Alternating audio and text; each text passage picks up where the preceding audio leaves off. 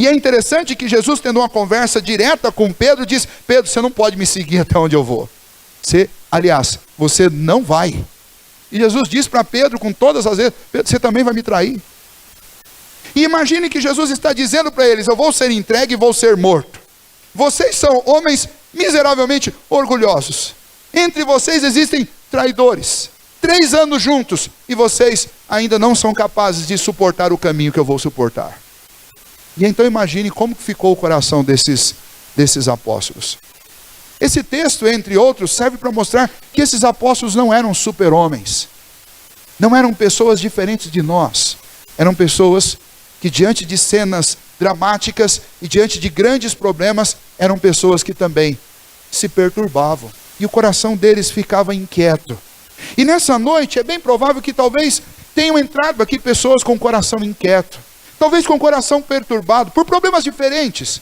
Mas que no fundo são sempre o mesmo problema. É o nosso coração fraco. São as nossas dificuldades pessoais de enfrentar a realidade. É a nossa dificuldade de reconhecer que somos fracos, débeis, e que nós precisamos do Senhor intensamente, porque por nós mesmos nós nada podemos fazer. É a nossa dificuldade em permanecer feliz, porque a nossa felicidade parece ser algo tão fácil de ser roubada, que em alguns instantes, em poucas palavras, uma pessoa pode chegar e pode acabar com a nossa alegria. Ou uma tempestade, uma circunstância diferente, e no meio dessas fragilidades todas, o nosso coração se perturba. Mas se você chegou aqui hoje com o coração perturbado, eu quero dizer para você que o Senhor Jesus preparou palavras especiais, promessas, recomendações, para alegrar um coração perturbado. E são essas palavras que são capazes de animar um coração perturbado que nós encontramos aqui no capítulo 14. E se você não está sentindo isso hoje, mas eu aconselho você a marcar esse texto na sua Bíblia e guardá-lo, porque quando as perturbações baterem à porta do seu coração, é para esse texto que você deve olhar. Esse encontro com Jesus no cenáculo, e João faz questão de gastar 4 capítulos com esse encontro foi para prepará-los, para que eles enfrentassem aqueles dias turbulentos que eles estavam passando. Então Jesus começa esses versículos dizendo: não se turbe o vosso coração. O que ele está dizendo? Olha, não se entristeçam, não fiquem perturbados, não deixe que o coração de vocês fique perplexo. Por quê? E aí vamos a essas palavras de Jesus que foram ditas para animar corações perturbados. A primeira expressão do Senhor Jesus, e o primeiro motivo pelo qual você deve dar lugar à perturbação e encher o seu coração, botar fora a perturbação e dar lugar no seu coração à alegria, à esperança e ao contentamento. A primeira palavra do Senhor Jesus e o primeiro motivo porque você deve buscar ao Senhor e deve deixar de lado a perturbação e a angústia, é porque você vai para o céu. Foi isso que Jesus disse para os discípulos: não se turbe o vosso coração. Por quê? Porque na casa do meu Pai há muitas moradas. E eu vou preparar lugar para vocês, para que onde eu estiver, vocês também possam estar. Então Jesus está dizendo para eles: não fiquem entristecidos, porque o que eu estou fazendo é para que vocês possam ir para o céu. E vocês vão, porque eu vou preparar um lugar para vocês e vocês vão para lá. O motivo principal da perturbação no coração das pessoas é exatamente não ter esperança a respeito do céu. Algumas pessoas sequer acreditam que existe céu, mas a Bíblia é enfática em mostrar o céu em muitos textos. Você pode encontrar expressões diferentes relacionadas a céu nas Escrituras. E a expectativa que todo cristão deve nutrir, e a certeza que todo cristão deve ter, que quando a nossa vida aqui acabar, ela vai inaugurar uma existência eterna no céu. Porque é isso que pode dar contentamento e força para um coração perturbado ficar alegre. E é exatamente, precisamente isso que Jesus diz para aqueles discípulos: não se turbe o coração de vocês, porque eu vou preparar um lugar, porque eu quero levar vocês para o céu. Então, ao invés de ficarem tristes, se alegrem, porque isso é de vocês. A Bíblia usa expressões interessantes para descrever o céu. Por exemplo, reino. O céu é descrito como o reino do céu. Se você observar, 2 Pedro capítulo 1:11 diz: pois desta maneira é que vos será amplamente suprida a entrada no reino eterno de nosso Senhor e Salvador, Jesus Cristo. Pedro, falando sobre esse lugar, ele diz: o céu existe, E é por meio de Jesus que nós entramos lá. Mas não só Pedro, nessa segunda epístola, mas Pedro também na primeira epístola, no capítulo 1, versículo 4, ele diz: para uma herança incorruptível, sem mácula, imarcessível, reservada nos céus para vós outros. Pedro também diz que o céu é uma grande herança, uma herança maravilhosa, uma herança que não pode ser transferida, uma herança que não pode ser conquistada, uma herança que não termina, ela é incorruptível, ela não pode ser destruída. O céu é isso, é um presente de Deus para você que não envelhece, não estraga, não solta as tiras e não acaba nunca. O que é céu? Se você ler, por exemplo, lá na carta aos Hebreus, no capítulo 11, versículo 16, diz que o céu é uma pátria superior. Não é como essas nossas pátrias daqui. Tem muita gente que quando vê toda essa corrupção e esse cenário triste no nosso país, pensa assim: vou mudar para os Estados Unidos, vou mudar de pátria. Como se mudar de uma pátria aqui fosse resolver os nossos problemas. Hoje, com a televisão e com a rede da internet, a gente tem acesso às notícias ruins de lá também. E se você for prestar atenção, lá também tem corrupção, lá também tem desigualdade, lá também tem problema. Talvez a condição econômica deles seja melhor do que a nossa, talvez a educação deles seja melhor do que a nossa, mas em contrapartida você vai encontrar outros problemas que são maiores do que os nossos. Lá não é o seu céu. E fazer um projeto de vida para começar no Brasil e terminar na Europa, nos Estados Unidos, isso não é projeto de vida. Projeto de vida é quando você tem a convicção e a certeza de que você vai para o céu. E aí é interessante, porque veja só, quem é que pode te levar para lá? Jesus está falando com os discípulos o seguinte: vocês vão para o céu. E por que Jesus pode dizer isso para os discípulos? Os discípulos perguntaram a Jesus: mas como é que nós vamos para lá? Qual que é o caminho? E Jesus respondeu: eu sou o caminho, a verdade e a vida. O que Jesus está dizendo é que vocês ganharam algo que só pode ser conseguido através de mim. Por isso Jesus está dizendo para eles: não fiquem entristecidos, porque a minha morte é necessária, porque eu sou o único que pode abrir um caminho para o céu. E vocês têm o privilégio de serem meus discípulos. Eu não chamo mais vocês, como nós cantamos, de servos, mas eu chamo vocês de amigos. E então veja que grande privilégio. Isso daqui é para colocar fogo no coração de uma pessoa. Isso daqui é para destruir qualquer tipo de perturbação, desânimo e tristeza no coração de uma pessoa. Jesus diz: vocês vão para o céu. É como se Jesus estivesse injetando ânimo na veia deles. Vocês não vão para o túmulo, vocês não vão simplesmente ter a sua existência encerrada no dia que vocês morrerem, mas vocês vão para o céu, para o reino eterno, para a herança incorruptível. Vocês vão para uma pátria superior. Principalmente o versículo 2: vocês vão para um lar. O versículo 2 diz: na casa de meu pai há muitas moradas. O termo aí é lar. Na casa do meu pai existe um lar para vocês. Peregrinos no mundo, mas residentes no céu. Deixa eu dizer uma coisa para você. Você crê em Jesus Cristo? Você crê que Ele verdadeiramente é o Filho de Deus? Que a morte dele nessa cruz foi para pagar pelos seus e pelos meus, pelos nossos pecados? Você crê nisso? Se você crê nestas verdades, eu preciso dizer para você aquilo que realmente pode trazer alegria, ânimo para o seu coração e acabar com a perturbação na sua mente. Você vai para o céu. Você fala: pastor, mas eu ainda não sei se eu vou. Pois Jesus está aqui, neste lugar, aqui, entre nós. Você está na presença dele. E ele diz: eu sou o caminho, a verdade e a vida, e ninguém vem ao Pai senão por mim. Você não pode perder essa oportunidade. Porque nessa noite você precisa orar e falar com o Senhor: Senhor, eu também quero ir para o céu. Porque se o Senhor me der a certeza que eu vou para o céu, eu não vou sair mais daqui perturbado. Pode cair 1000 à minha direita, 10.000 à minha esquerda, eu não vou ficar preocupado. Por quê? Porque se eu cair, para onde eu vou? Eu vou para o céu. Por isso que Paulo, no meio da vida tormentosa que ele teve depois da conversão, ele diz: para mim, morrer é lucro. Por que é lucro? Porque ele sabe para onde ele vai. E viver é Cristo, porque esse é o caminho que eu sigo. Ainda que este caminho me traga grandes problemas e perturbações por causa do nome de Jesus, mas eu vou para o céu. porque o meu Redentor entregou a vida dele por mim. Ele me prometeu que um dia ele vem me buscar. Ele disse, eu vou para o Pai, mas eu não vou deixar vocês órfãos. Eu vou voltar e eu vou levar vocês para o Pai também.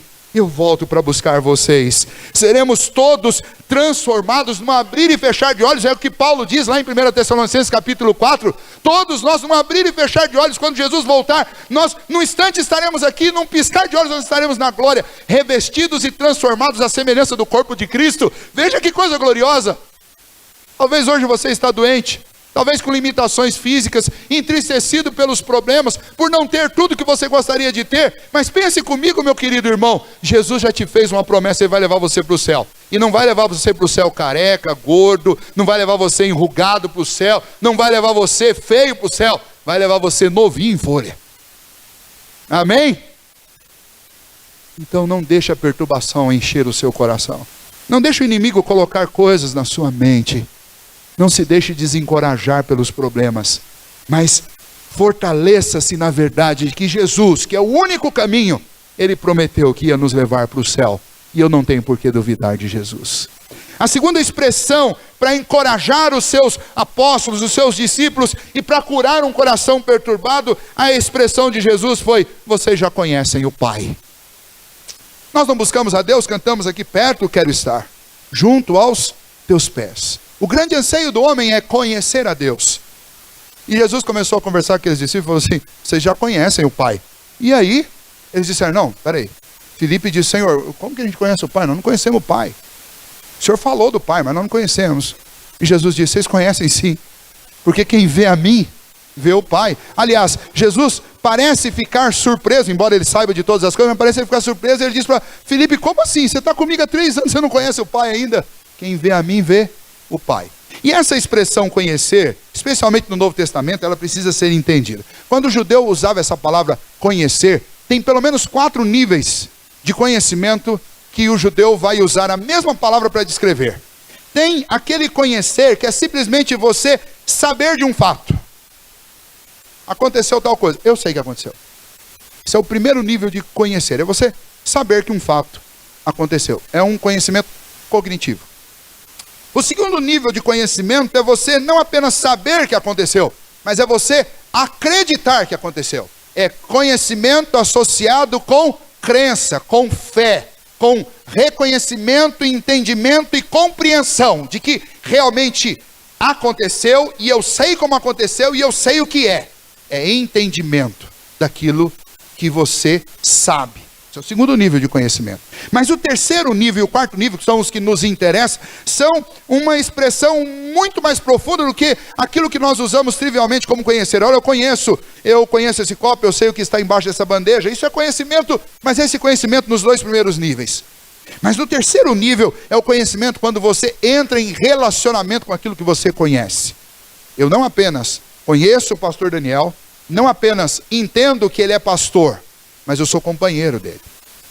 Nós andamos juntos, nós caminhamos juntos, nós temos um relacionamento. Esse é o terceiro nível de conhecimento que o judeu usa essa palavra aqui nas Escrituras. E o quarto nível, que é o mais profundo de todos, só pode ser conhecido na intimidade de um casal ou na intimidade com Deus. Na intimidade com um casal, que é intimidade física e todo tipo de intimidade que você puder imaginar, emocional, espiritual, sentimental, mental e física. É o conhecimento que inclusive você vai encontrar lá no livro de Gênesis, dizendo que José recebeu Maria, contudo não a conheceu até que ela desse à luz. É conhecimento que vai muito além de saber, muito além de entender, muito além de se relacionar, mas é um relacionamento profundo e íntimo. E aqui Jesus está dizendo para eles assim, vocês conhecem profundamente o Pai. E aí Filipe fala, mas Senhor, como que a gente conhece profundamente o Pai? Porque eu sou o Pai. Vocês estão caminhando com o Pai 3 anos. Vocês me veem, vocês me tocam, vocês conversam, vocês me ouvem, eu falo com vocês, eu me revelo a vocês. Vocês só não entenderam. E quem vê a mim, vê o Pai. Imagine a dose de contentamento e de paz que entrou naqueles corações perturbados, que estavam inclusive inquietos por saber um pouco mais sobre Deus. E agora de repente Jesus diz, mas pense o quanto vocês sabem sobre o Pai. tudo que vocês aprenderam de mim, vocês aprenderam do Pai. Porque as palavras que eu falo, eu não falo de mim, mas são as obras do Pai. Tudo que eu fiz com vocês, eu não fiz por mim, mas eu fiz em obediência ao Pai, porque eu amo o Pai e amo fazer as coisas que o Pai ordena. Então vocês conhecem sim o Pai. E vocês podem adorar ao Pai, e vocês podem servir ao Pai, porque vocês sabem quem é o Pai. E no que diz respeito a nós aprendemos tudo isso pelas lentes dos evangelistas que narraram o que Jesus fez, narraram quem Jesus é, narraram o amor, narraram as expressões de carinho, de verdade, de bondade de Jesus, as expressões de sofrimento, de dor, por amor a nós de Jesus. Quando nós olhamos para o Senhor Jesus através da palavra, nós podemos ter o mesmo contentamento que eles tiveram, nós podemos ver o Pai. E não duvidem disso, se existe alguém que pode trazer paz para o seu coração, é o nosso Deus e Pai. É saber que Ele é soberano, é saber que Ele governa todas as coisas, é saber que Ele é fiel às suas palavras, às suas promessas, é saber que Ele se interessa por você, é saber que Ele está num trono altíssimo e majestoso, mas ainda assim se inclina para ver o que se passa entre nós, é saber que Ele é tremendo, como vimos nessa manhã, é saber que Ele é o Rei sobre todos os reis, é saber que Ele é um Rei triunfante, é saber que Ele é um Rei amoroso, que enviou o seu Filho para morrer no meu e no seu lugar. Vocês conhecem o Pai, e se você conhece o Pai, não há nada que possa trazer mais paz ao seu coração do que o Pai. O que você precisa é pensar no Pai. O que você precisa é ler os evangelhos e ver um pouco mais do Pai. O que você precisa é crer no Pai. O que você precisa é ir além do saber, do entender e do se relacionar. Você precisa de uma relação profunda e íntima com o Pai. Por isso você precisa orar. Você precisa buscar o Pai. Você precisa conhecer o Pai. Porque é isso que traz paz ao coração.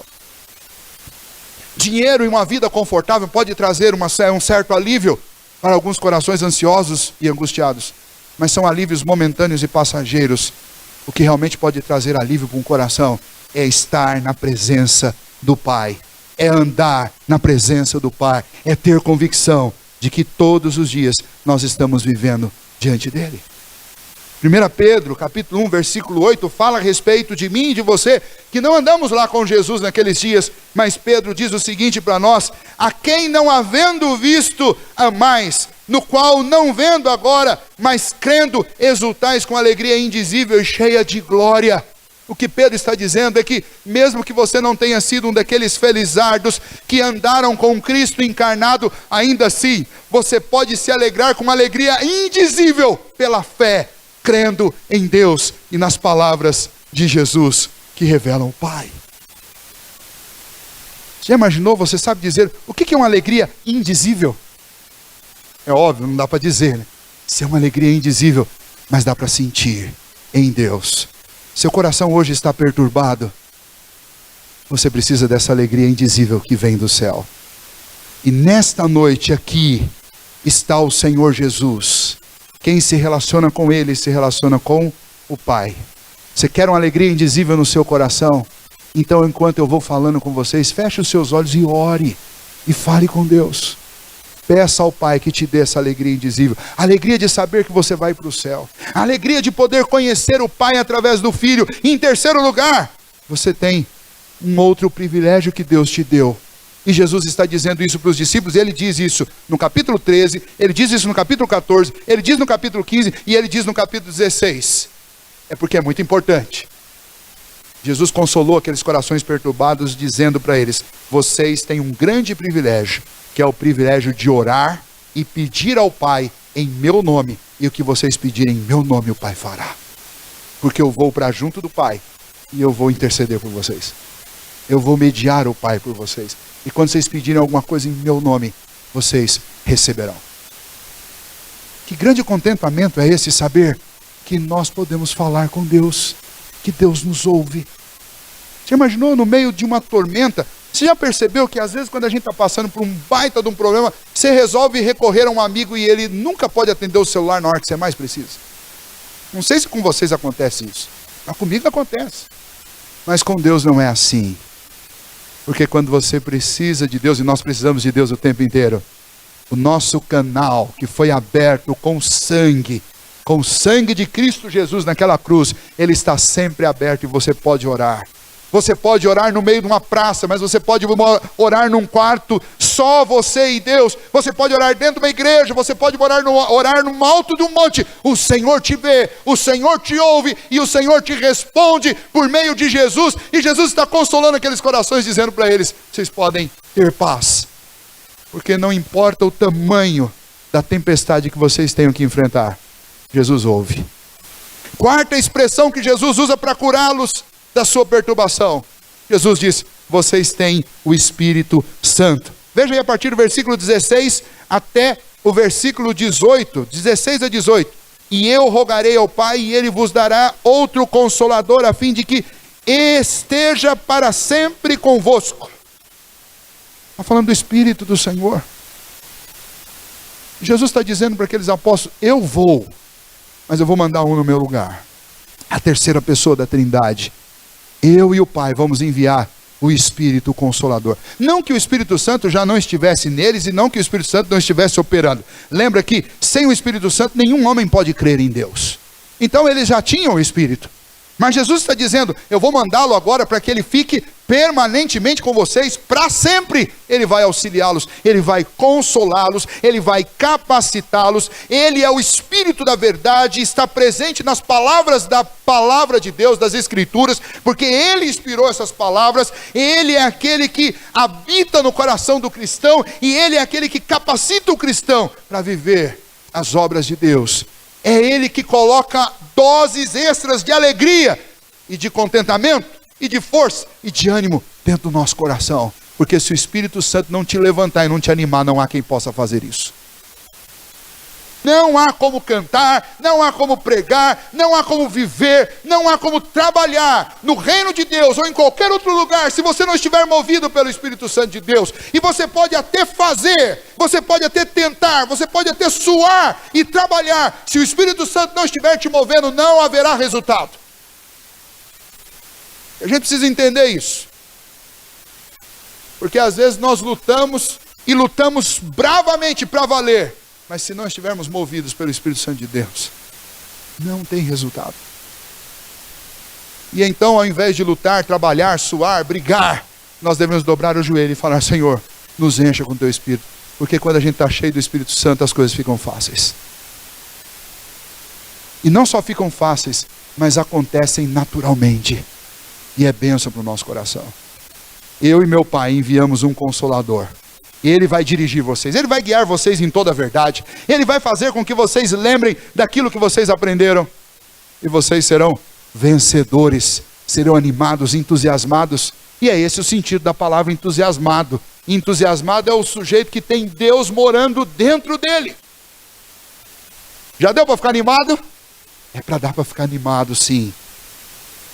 Porque o Senhor não quer o coração dos seus servos perturbado. Você não precisa ficar perturbado.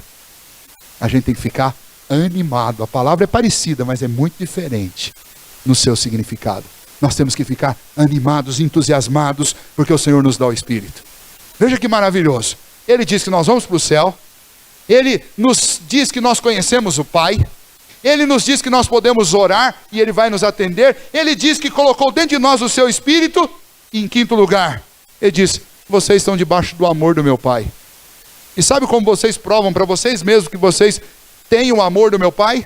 Quando vocês começam a me obedecer. Porque quando vocês obedecem, vocês estão, na realidade, diagnosticando que o Pai derramou o amor dele dentro de vocês. É o que está lá em Romanos capítulo 5, versículo 5, quando a palavra do Senhor nos afirma: ora, a esperança não confunde, porque o amor de Deus é derramado em nosso coração pelo Espírito Santo que nos foi outorgado. Aonde o Espírito Santo reside, também reside a plenitude do amor de Deus sobre essa vida, porque Deus só coloca o Espírito dele sobre quem Ele ama.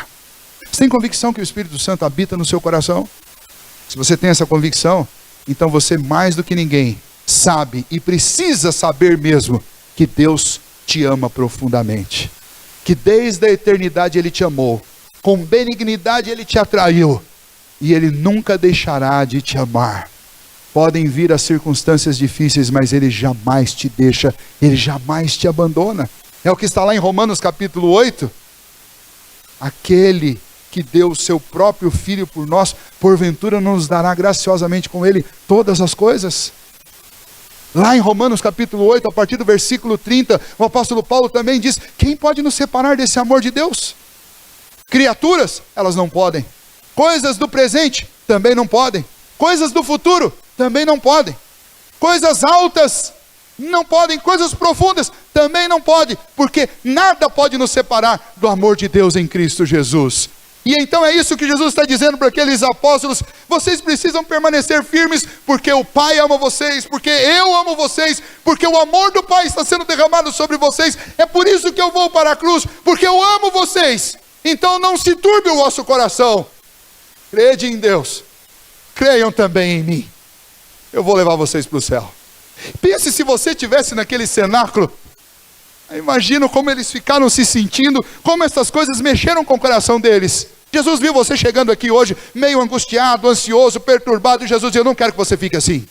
Eu quero que você lembre que eu vou te levar para o céu. Eu quero que você lembre que eu tenho te mostrado o Pai. Eu quero que você lembre que eu fui preparar um lugar para vocês, para que onde vocês estejam eu possa estar. E enquanto isso não acontece, eu atendo às orações de vocês. Enquanto isso não acontece, eu encho vocês com o meu Espírito para vocês existirem. Enquanto isso não acontece, eu dou condição de que vocês desfrutem do amor do Pai. Mesmo vivendo nesse mundo ainda cheios de pecado, eu dou condições de que vocês desfrutem deste amor. Ele se manifestou lá no passado nos discípulos, ele se manifesta hoje através da vida da igreja, e ele se manifestará perfeitamente no dia da volta do Senhor Jesus. Este é o amor de Deus. E por fim Jesus os consolou e tirou o temor e a perturbação do coração deles, dizendo o seguinte: deixo-vos a paz, a minha paz vos dou. Esse é o remédio para corações perturbados. Jesus disse: por fim eu quero que vocês sintam paz. Não essa paz como o mundo sente. A paz no mundo, ela é sempre voltada para algum aspecto extremamente delicado de um relacionamento. Se eu faço tudo que você gosta, você faz tudo que eu gosto, a gente vive em paz. Mas no dia que eu fizer uma coisa que você não gosta, pisar no seu calo, aí acabou a paz. Não é assim? Relacionamento é sempre assim. A gente vive em paz desde que os outros façam a parte deles e a gente faça a nossa. Não é esse tipo de paz que Jesus está dizendo. Porque se fosse assim, então era impossível para o homem ter paz com Deus, porque nós nunca cumprimos a nossa parte completamente. Muito pelo contrário. Mas veja o que Jesus diz a partir do versículo 21. Isto vos tenho dito ainda estando convosco. Aliás, perdão. A partir do versículo 27. Deixo-vos a paz, a minha paz vos dou.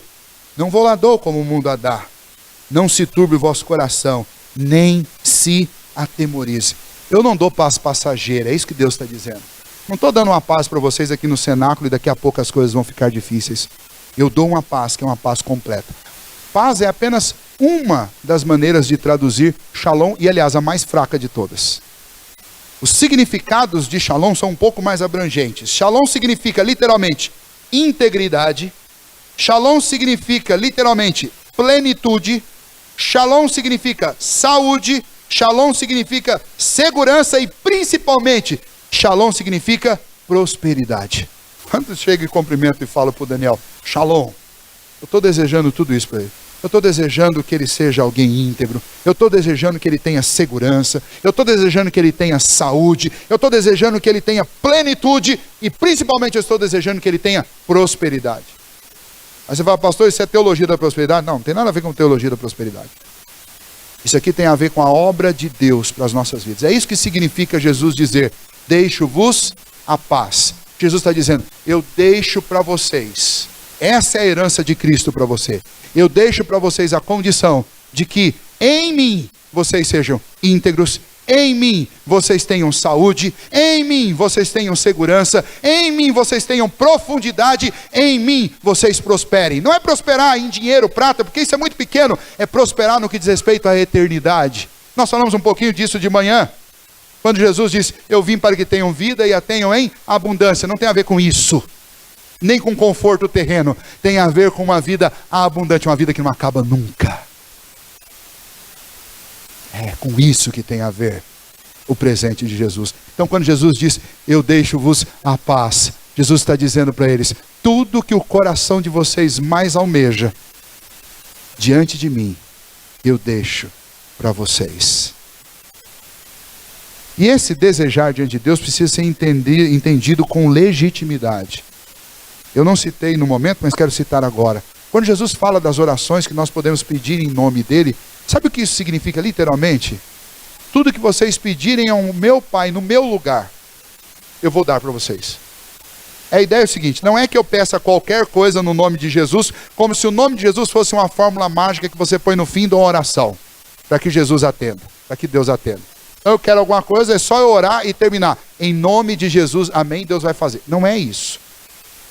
A ideia de orar em meu nome é orar da seguinte maneira: tudo que eu for pedir a Deus tem que ser algo que cabe perfeitamente na boca de Cristo. Ou seja, se Jesus estivesse aqui no meu lugar, ele ia orar e pedir isso. Se você tiver plena convicção que sim, então você pode orar. Em nome de Jesus. E o Pai vai responder a sua oração. E vai fazer o que você está pedindo. A questão não é um problema com a fórmula que Deus nos deu ou diante de Deus. O problema é que normalmente a gente usa essa expressão sem pensar o que ela significa. Quando eu digo, em nome de Jesus, eu estou dizendo, eu acredito que Jesus pediria isso. Por isso eu vou pedir. E a mesma questão vem aqui neste final. Quando nós falamos sobre esta paz que o Senhor Jesus deixa. Não é a paz nos moldes do mundo e nos moldes do homem. A paz nos moldes do homem é a ausência de confronto. Mas não é disso que Jesus está falando. Jesus está falando de tudo que pode completar a sua vida. Seu coração está perturbado, provavelmente porque você está sentindo falta de alguma coisa. E Jesus diz, eu deixo a vocês a paz. Não se turbe o vosso coração. Mas confie em mim. É como se Jesus estivesse dizendo assim, Daniel, eu deixo para você tudo o que você precisa. Não é tudo que você acha que você precisa. Mas é tudo que Deus sabe que você precisa. E nessa noite eu quero encerrar com essa declaração. O Senhor Jesus quer tirar a perturbação, a angústia, o desânimo do seu coração com esta expressão. Eu dou a você, graciosamente, tudo o que você precisa. Não o que você acha que você precisa, mas o que o Senhor sabe que eu e você precisamos. É a dose certa de graça, de misericórdia, é a dose certa de repreensão, é a dose certa de encorajamento, é a dose certa de consolo, é a dose certa de companhia, é a dose certa de adoração, de irmãos e amigos para se ajuntarem a você. Você tem tudo isso na medida certa, porque foi isso que o Senhor fez quando Ele se entregou na cruz, por mim e por você. Que Deus nos ajude, para que o nosso coração, tantas vezes perturbado facilmente por muitas coisas, seja consolado pela certeza que nós vamos para o céu, pela certeza que nós temos que podemos conhecer o Pai, pela certeza que nós temos, nós podemos orar e Ele nos responde, se pedirmos em nome de Jesus, como Jesus pediria. É a paz produzida pela presença do Espírito Santo em nosso coração. É a paz produzida pela certeza do amor de Deus por nós. É a paz produzida pela paz que Cristo nos dá. Amém? Agora, se você diz assim, mas pastor, eu não tenho essas coisas. Então eu quero que você feche os olhos nesse momento. E eu vou pedir ao Senhor, para que Ele ouça o seu clamor nesse momento e produza transformação na sua vida. Ó Deus do céu, é possível, Deus, que muitos de nós, ou por desobediência, ou porque ainda não conhecemos o Senhor de forma relacional e profunda. E talvez seja por isso, ó Deus, que muitos de nós entramos aqui nesta noite sem paz, com o coração perturbado, como os apóstolos estavam naquele dia lá no cenáculo. Mas diante da Tua palavra, Deus, que o Senhor promova a paz, a quietude e a serenidade nos corações que aqui estão. Ó Deus, se alguém ainda não crê verdadeiramente em Cristo Jesus, que o Teu Santo Espírito, por causa do grande amor do Senhor, seja derramado sobre estes corações nesta hora e os capacite a crer em Cristo Jesus, a confiar no amor de Deus e a se renderem completamente diante do Senhor.